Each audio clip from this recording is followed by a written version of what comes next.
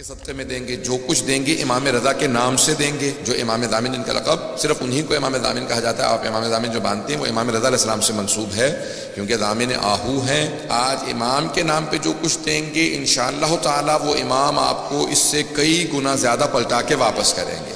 آئمہ علیہ السلام کسی کا ادھار نہیں رکھتے، جو آپ ان کے نام پہ خرچ کر دیتے ہیں وہ آپ کو پلٹا دیتے ہیں، کئی گنا ہو کے واپس آتا ہے۔ امام علیہ السلام کی بے انتہا مناقب و فضائل ہیں، لیکن واحد امام ہیں جن کو رضا کہا جاتا ہے، امام علی بن موسیٰ الرضا علیہ السلام۔ رضا یعنی جس کی خوشنودی خدا کی خوشنودی ہو اور وہ خدا کی ہر مرضی پہ راضی ہو۔ راضی برضا اللہ، جو اللہ کی ہر مرضی پہ، جو جناب سید الشہداء کا میدان کربلا میں رضا بقضائہ و تسلیما لامر جملہ ہے، اگر اس کا مصداق دیکھنا ہے تو جناب امام رضا علیہ السلام کو دیکھ لیں۔ امام کے بے انتہا فضائل و مناقب ہیں۔ عزیزان گرامی، امام کی تاریخ کے الفاظ یہ ہیں کہ جب ایک مرتبہ مأمون ملعون جب حکومت میں آیا تو اس نے سوال کیا، جب مأمون حکومت میں آیا تو اس نے آنے کے بعد فوراً سوال کیا کہ کس کس سے میری حکومت کو خطرہ ہو سکتا ہے۔ فاضل ابن ربیع سے پوچھا تو اس نے کہا کہ 3 لوگوں سے تیری حکومت کو خطرہ ہو سکتا ہے۔ اس نے کہا میرے ذہن میں 2 تھے۔ تیرے ذہن میں کون کون ہے؟ کہا تیرا بھائی امین، کہا وہ تو بہت بے وقوف ہے، اسے میں راستے سے ہٹا دوں گا، قتل کروا دوں گا اس کو۔ دیکھیں، جو حکومت میں آتا ہے اور خدا کی خاطر حکومت نہ کرتا ہو وہ اپنوں کا بھی مخلص نہیں ہوتا۔ تو کہا اور؟ کہا کہ اس کا جو وزیر ہے، کہا اس کو بھی میں راستے سے ہٹا دوں گا۔ کہا تیرے ذہن میں تیسرا کون ہے؟ کہا علی بن موسیٰ الرضا علیہ السلام۔ یہ کون ہے؟ ان کا میں نے نام پہلے نہیں سنا ہے۔ عزیزان گرامی، ائمہ کی ایک مظلومیت یہ ہے کہ ان کے زمانے میں افراد تھے اور انہیں نہیں جانتے تھے۔ آج سب جانتے ہیں، لیکن ان کے زمانے میں ائمہ کی مظلومیت یہ ہے کہ ان کو بالکل کارنر کر دیا گیا، ان کو بالکل اس طرح سے دور کر دیا گیا معاشرے سے کہ کوئی ان کے قریب نہ جائے۔ کہا یہ جو حکومت تمہارے پاس ہے تمہارے اجداد نے ان کے نام پہ حاصل کی تھی، ان کے نام پہ لوگوں کو دھوکہ دیا کہ ہم بھی آل رسول ہیں، کیونکہ رسول خدا کے چچا کے بیٹے تھے بنی عباس، عباس حضرت عباس کی نسل سے تھے، یعنی حضرت عباس چچا عموی رسول خدا، نہ حضرت عباس ابن علی ابن ابی طالب، حضرت علیہ السلام کے فرزند نہیں بلکہ جناب امیر کے چچا عباس۔ تو کہا ان کی نسل سے ہو، تمہارے اجداد نے ان کے نام پہ کہہ کے دھوکہ دے کے حکومت حاصل کی اور اس کے بعد پھر ان کو زندانوں میں رکھا تاکہ لوگ پہچان نہ لیں کون حقدار ہے۔ تو اس نے کہا کہ اچھا تو یہ کیسے ہیں، دیکھنے میں کیسے ہیں، بولنے میں کیسے؟ سن رہے سب لوگ؟ کہا دیکھنے میں کیسے ہیں، بولنے میں کیسے ہیں، جب گفتگو کرتے ہیں علم کیسا ہے؟ کہا کہ جو ایک مرتبہ انہیں دیکھ لے وہ انہی کا ہو جاتا ہے۔ علم ایسا ہے جب کلام کرتے ہر انسان انہیں سننا چاہتا ہے۔ علم لدنی کے مالک ہیں، کلام ایسے کرتے ہیں کہ ہر انسان مجذوب ہو جاتا ہے، کشش بہت زیادہ ہے، اور ان کے یہ اپنے عصمت کے قائل ہیں، معصوم ہیں، اس لیے ہر طرح کی لغزشوں سے پاک ہیں، ہر طرح کی آلائشوں سے پاک ہیں۔ توجہ کیجئے گا، وہ اپنا عقیدہ پیش نہیں کر رہا تھا، وہ ائمہ کا عقیدہ بتا رہا تھا۔ کہ یہ کہتے ہیں کہ معصوم ہے اس لیے لغزشوں سے بہت پاک ہیں، کہ جو ایک مرتبہ ان سے مل لیتا ہے وہ ان کا ضرور گرویدہ ہو جاتا ہے، وہ ان کا مرید ہو جاتا ہے۔ کہ اور شخصیت کیسی ہے؟ کہ شخصیت بہت وجیح ہے، چہرے پہ جلال ہے، ہیبت ہے، بہت خوبصورت ہے۔ کہ ایک مرتبہ تو دیکھے گا تو بھی معتقد ہو جائے گا کہ ہاں یہ واقعاً زمین کا نہیں آسمان سے نازل ہوا ہوا کام، ہستی نہیں ہے، تو دیکھے گا تجھے خود اندازہ ہو جائے گا۔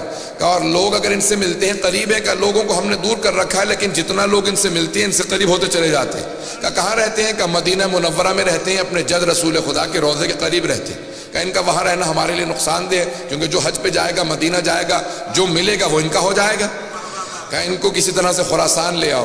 اس وقت مشہد میں نہیں تھا، مشہد امام کی وجہ سے نام رکھا گیا، توس اس کا نام تھا، قریب میں مرو میں جہاں پہ اس کی حکومت کا دارالخلافت تھا۔ کہا وہاں پہ ان کو منتقل کیا جائے، کہ جاؤ جا کے ان کو وہاں سے دعوت دو اور ان کو خراسان منتقل کر دو، اور جب لے کے چلنا تو ان کو عماری میں بٹھا دینا۔ کہا عماری میں کیوں بٹھائیں؟ کہا کیونکہ تو نے تو کہا کہ جو ایک مرتبہ دیکھ لے وہ انہی کا ہو جاتا ہے، تو ان کو چھپا کے سفر کروانا تاکہ کوئی دیکھ نہ لے، اور شیعہ علاقوں سے مت لانا، کہیں ایسا نہ ہو انقلاب برپا ہو جائے، لوگ ہمارے خلاف بغاوت کرتے ہیں، ان کی وجہ سے ہمارے خلاف کھڑے ہو جائیں۔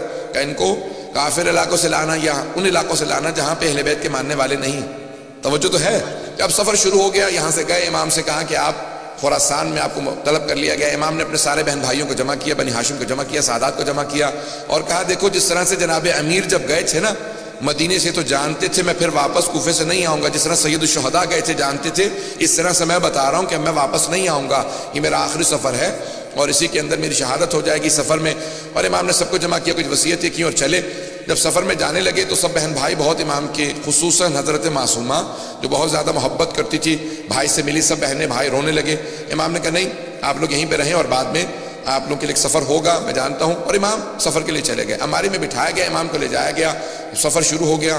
جب سفر شروع ہو گیا تو اب مختلف علاقوں سے گزر رہے تھے، جو افراد ساتھ چل رہے تھے وہ مامون کے مامور تھے، مامورین تھے جن کو امر دیا گیا تھا، حکومت کے کارندے تھے، حکومت کے کارندے تھے، لیکن سفر میں امام رضا کے تھے، جو ہم سفر رہتا ہے کسی معصوم کا تو وہ معصوم ہی کا ہو جاتا۔ اب سارے مامور تھے حکومت کے، لیکن جب امام کے ساتھ چلنے لگے، کسی نے امام کی عبادت کو دیکھا، کسی نے زہد کو دیکھا، کسی نے عبادت کو دیکھنے کے بعد کہا امام کا چہرہ بتا رہا ہے یہ معصوم ہے۔ اب اکثر مامون کے کارندے امام کے ساتھ چلنے کی وجہ سے امام کے ہوتے چلے جا رہے تھے، جو نہیں بھی مانتے تھے وہ دل میں ماننے لگے تھے۔ اب کئی افراد تھے کہ نہیں ظاہری طور پہ کسی کو نہیں بتاؤں گا کہ میں ان کا ماننے والا ہوں، لیکن اب دل میں امام کو بعض بار دیکھتے تھے مسکراتے کا۔ اب مولا بھی جانتے تھے امام کہا اسے جاتا جو دلوں کے بھید جانتا ہو۔ اب امام کے ساتھ جو حجت خدا ہو وہ جانتا ہے دل میں کیا ہے۔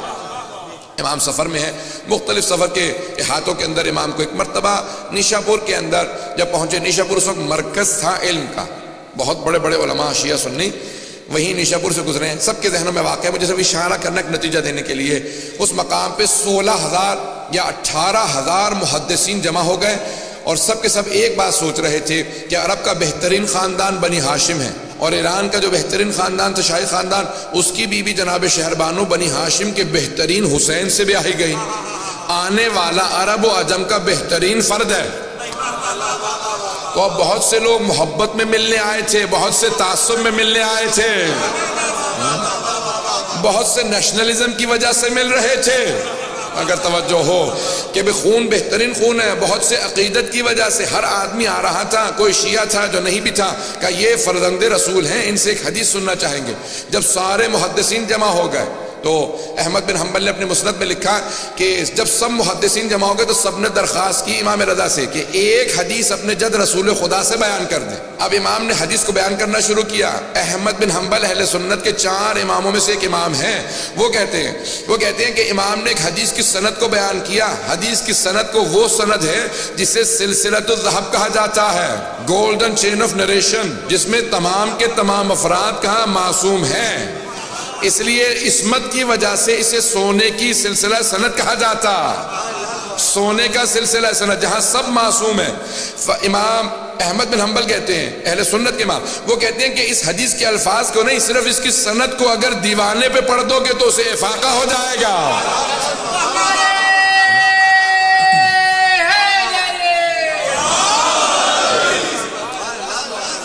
اگر دیوانے پہ پڑھ دو سے افاقہ ہو جائے گا۔ کہا کیوں؟ کہ اگر بیمار پہ پڑھو کہ شفا مل جائے گی۔ کہا کسی بھی مرض کے اندر کوئی مبتلا ہو، کسی بلا میں مبتلا ہو، سند کو پڑھ لے کا واحد حدیث ہے جس کے سلسلہ سند میں سب کے سب معصوم ہیں۔ امام نے کہا میں اپنے والد گرامی موسیٰ کاظم سے بیان کرتا ہوں، وہ میرے دادا جعفر صادق سے بیان کرتے ہیں، وہ اپنے والد محمد باقر سے بیان کرتے ہیں، وہ اپنے والد زین العابدین سے بیان کرتے ہیں، وہ اپنے والد حسین ابن علی سے بیان کرتے ہیں، وہ اپنے والد علی ابن ابی طالب سے بیان کرتے ہیں، وہ رسول خدا سے، وہ جبرائیل سے کہ خدا نے کہا۔ ایک مرتبہ امام نے فرمایا کہ اللہ سبحانہ وتعالیٰ کہتا ہے، یعنی حدیث قدسی ہے کہ کلمۃ لا الہ الا اللہ حسنی فمن دخل حسنی امن من عذابی۔ حدیث سب کے ذہنوں میں ہے، مجھے صرف نتیجہ پیش کرنا ہے کہ لا الہ الا اللہ میرا قلعہ ہے، جو میرے قلعے میں داخل ہوا میرے عذاب سے بچ گیا۔ امام نے یہ کہا اور آواز دی جس نے مہار پکڑ رکھی تھی، امام نے کہا اونٹنی کو آگے بڑھا دے۔ امام نے پردہ گرا دیا، جیسی اونٹنی آگے بڑھی امام نے سب کو سوچنے پہ مجبور کیا۔ جب سب لکھ رہے تھے سند کو، حدیث کے الفاظ کو، روایت کے الفاظ کو، متن کو سب نے لکھا، قلم روک دیا کہ صرف لا الہ الا اللہ کہیں جنت میں چلے جائیں گے۔ امام نے جب سب کو لمحہ فکریہ دے دیا، سوچنے میں مجبور کیا، تو امام نے دوبارہ کا ذرا رک، ایک مرتبہ عماری کا پردہ ہٹایا۔ امام نے کہا بشروطہا، لا الہ الا اللہ کی کچھ شرائط ہیں، کنڈیشنز ہیں، وَأَنَا مِن شُرُوطِهَا، لا الہ الا اللہ کی شرائط میں سے ایک شرط کا نام امام رضا ہے۔ امام پہنچے تو اس نے فوراً پہنچنے کے بعد مامون نے دیکھا امام کو، وہ جو سب سے دربار میں کہہ رہا تھا خبردار کوئی تعظیماً کھڑا نہ ہو، توجہ ہو، وہ خود ایک مرتبہ اپنے تخت پہ کھڑا ہوا اور امام سے کہنے لگا فرزند رسول تشریف لائیے، یہ آپ ہی کا تخت ہے۔ میرے تو وڈیرے بھی کہہ گئے اگر آپ نہ ہوتے تو ہم ہلاک ہو جاتے۔ ایک مرتبہ اس نے امام کو دعوت دی، امام نے کہا تیرے تخت سے مجھے ظلم کی بو آتی ہے، میں تیرے تخت پہ نہیں بیٹھوں گا، میرے لیے ممبر لگوا دے۔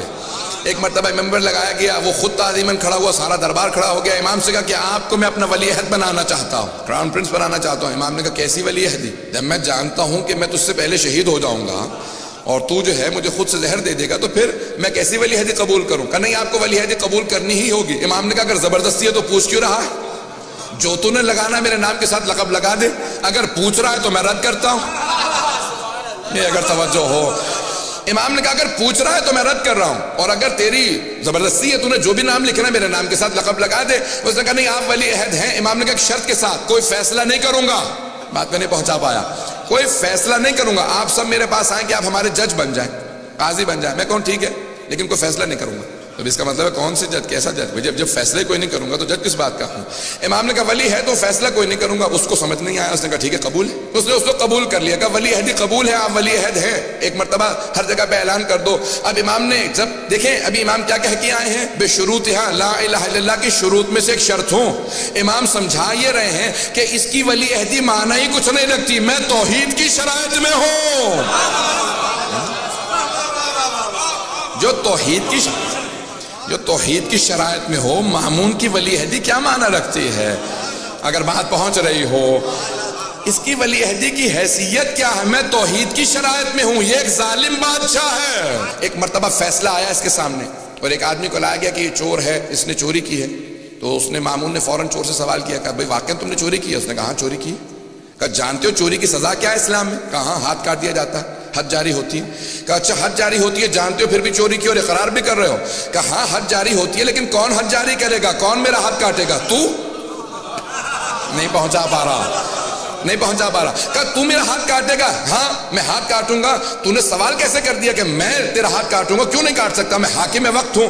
کہا سن، تیرے باپ نے جو بیت المال سے پیسہ چرایا تھا، اس سے ایک کنیز جو خریدا، تو اس سے پیدا ہوا، تو پوری امت کی ملکیت ہے، حاکم نہیں ہے۔ خبردار میرے سے اونچی آواز سے بات نہ کرنا، میں امت ہوں، تو امت کی ملکیت ہے۔ اس نے کہا تو نے میری توہین کی ہے، جسارت کی ہے، تجھے سزا ملے گی، اور ہمارا ولی عہد فیصلہ کرے گا۔ امام سے کہا کہ آپ فیصلہ کیجئے۔ امام نے کہا کیسا فیصلہ؟ کہا آپ ولی عہد ہیں، آپ فیصلہ کیجئے۔ امام نے کہا میں نے تو پہلے شرط رکھی تھی کوئی فیصلہ نہیں کروں گا۔ بات واضح ہے، میں نے تو پہلے شرط رکھی تھی کوئی فیصلہ نہیں کروں گا۔ اس نے کہا کہ نہیں، آپ کو فیصلہ کرنا ہوگا، میرے پہ حرف آ رہا اور آپ فیصلہ نہ کریں۔ امام نے کہا پھر سن، جو یہ کہہ رہا ہے وہ سچ ہے۔ جو بیت المال سے چرا لیا جاتا ہے وہ بیت المال ہی کا رہتا ہے۔ جناب امیر نے یہی کہا تھا نا اپنے پہلے خطبے میں کہ اگر تم میں سے کسی کے باپ نے بیت المال سے پیسے چرا کے ماں کا مہر بھی دیا ہو تو میں واپس لے لوں گا۔ بیت المال سے چرا لیا جائے تو یہ نہیں ہوتا کہ بیت المال کی ملکیت نہیں رہتی۔ عزیزان گرامی، ائمہ علیہ السلام کا معیار بہت بلند ہے، تو ان کے شیعوں کا معیار اسی طرح سے بلند ہونا چاہیے۔ اگر بات پہنچ رہی ہو، اس پہ واہ واہ کہنے والے بہت کم افراد ہیں۔ عزیزان گرامی، ہمارے معیارات بہت بلند ہونے چاہیے، ائمہ کی عقیدت رکھنے کے نتائج ہونے چاہیے، ان کے اعتقاد، ان کی امامت کے ولایت پہ ماننے والے۔ ایک مرتبہ مامون نے سنا اور فوراً تخت سے اترا اور چلا گیا، اور اسی کے بعد اس نے فیصلہ کیا کہ اب میں ان کو زہر دے دوں گا۔ امام نے کہا مجھے اس بات کی پرواہ نہیں ہے، لیکن میں کبھی اپنی زبان سے کوئی ایسی بات نہیں کروں گا جس سے حق چھپا لیا جائے، ظلم کی تائید ہوتی نظر آئے، کبھی ظلم کی تائید